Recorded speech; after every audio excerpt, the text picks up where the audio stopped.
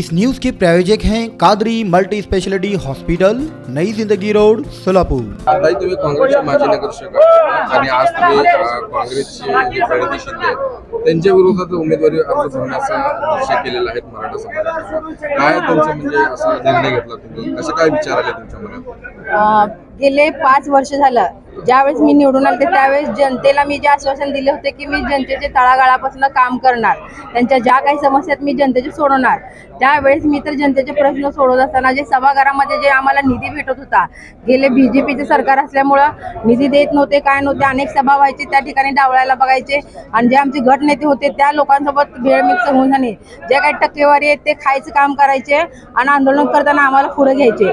मग हे मी एक वर्ष बघितले। कोण म्हणताना काँग्रेस पक्षाचे कोण आता शहराध्यक्ष झालेत, ते करायचे, त्यांच्याशी मिसळून राहायचे करायचे। मग त्यावेळेस मी काँग्रेस पार्टीला जे शिंदे साहेबाला जे आश्वासन दिले की आपण असा जो चालू आहे प्रकार, आम्हाला निधी नाही काय नाही या, मग त्यावेळेस शिंदे साहेबांचं काम होतं ना की नगरसेवकांना दोन्ही पार्टीला व्यवस्थित समजून सांगणं करणं, ते आम्हाला समजून घेतले नाहीत काय नाहीत। मग ज्या ठिकाणी माझी जनता त्या ठिकाणी मी, आणि काँग्रेसने उलट मी सभागृहाला कुलूप घातल्यानंतर ना काँग्रेसने मला नोटीस दिली।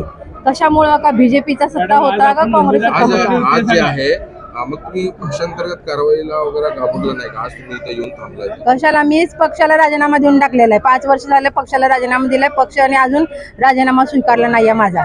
आता तुम्ही प्रणिती शिंदेच्या विरोधात तुम्ही उमेदवारी भरून त्यांच्या विरोधात लढणार? एक लोकशाही आहे का? मला ही अधिकार आहे, मी ही महिला एक मागासवर्गीय, मला ही अधिकार आहे चर्म करायचे आणि अनेक मी जनतेचे कामं केले। गेले 5 वर्षामध्ये जे आतापर्यंत जे आमदार खासदार करू शकले नाहीत तेवढे मी काम केलेले आहेत। जे मुस्लिम कब्रस्तान जे आपल्या सोलापूर शहरामधलं, त्या शहरामधलं जे मुस्लिम कब्रस्तान जे खासदाराचं काम होतं त्या ठिकाणी तुम्ही असा प्रचार काय म्हणून काय मुख्य मुद्दे मांडणार तुम्ही प्रचारामध्ये? अगर समजा मराठा समाजाकडून उमेदवारी मिळाली तर प्रणिती शिंदेच्या विरोधात काय मुख्य मुद्दे मांडणार सोलापूर शहरामध्ये ज्या काही महिलांचे प्रश्न आहेत, जे युवक आहेत म्हणा, जे त्या युवकांचे प्रश्न आतापर्यंत सुटले नाही, ज्या महिला ज्या कचरा वेचायला जायला बघते त्या महिलांच्या, जे मी बघते की मी ह्यांच्यासोबत 5 वर्ष काम केले की हे खोटे आश्वासन देऊन सनी जे महिला ज्यावेळेस इलेक्शन यायला बघते त्या ठिकाणी ताई माई अक्का म्हणून त्यांच्यासोबत फिरायचं, ज्या महिला आहेत त्या महिलांना पाठीवर हात टाकायचं फिरायचं, ते कुठं तर थांबलं पाहिजे।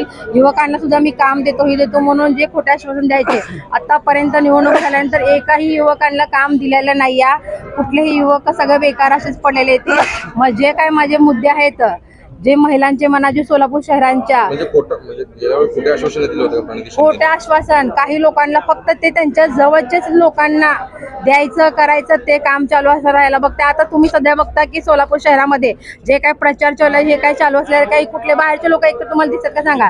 दिसत नाही या, जे जवळचे आहेत त्याच लोकांचा प्रचार चालू आहे। परवा प्रणिती शिंदेंना मराठा समाजाने जबरदस्त विरोध केला होता पंढरपुरात, त्याच्याबद्दल तुम्ही काय सांगा? त्यांनी एकदम राग संताप व्यक्त केला होता, एकदम जोरजोरात, त्याच्याबद्दल तुमची काय प्रतिक्रिया आहे? हे योग्य होतं का नाही प्रणिती शिंदेचं? ते ताईचं योग्य नाही आहे, कारण की त्यांनी त्यांना संयम नाही आहे। त्यांनी प्रत्येक इथं एक मराठा समाजाने केले, जे अनेक जे नगरसेवक जे महिला म्हणा जे जनवसाला जायला बघते त्याही लोकांना त्यांनी व्यवस्थित असं बोलत नाहीत करत नाहीत। महिलांविषयी तर त्यांचा दृष्टिकोन खूप वेगळा असल्यासारखे, त्यांना एकच वाटते की महिलांनी पुढे येऊ नये, त्या सोलापूरच्या डॉन वाटायला बघतात, पण त्यांनाही डॉनला डॉन टक्कर देणारे फुलारे समर्थ आहे। जे मला तर माऊली पवार यांनी, जरांगे पाटील यांनी जे आज या ठिकाणी जे उमेदवारीचं जे फॉर्म भरण्याचे त्यांनी इंटरव्ह्यू घेतलेले, त्यामध्ये मी इच्छुक आहे म्हणून सांगितलेले। बघू भविष्य काळामध्ये मला जर संधी भेटली तर मी संधी सोनं करील, महाराष्ट्रामध्ये पूर्ण माझं नाव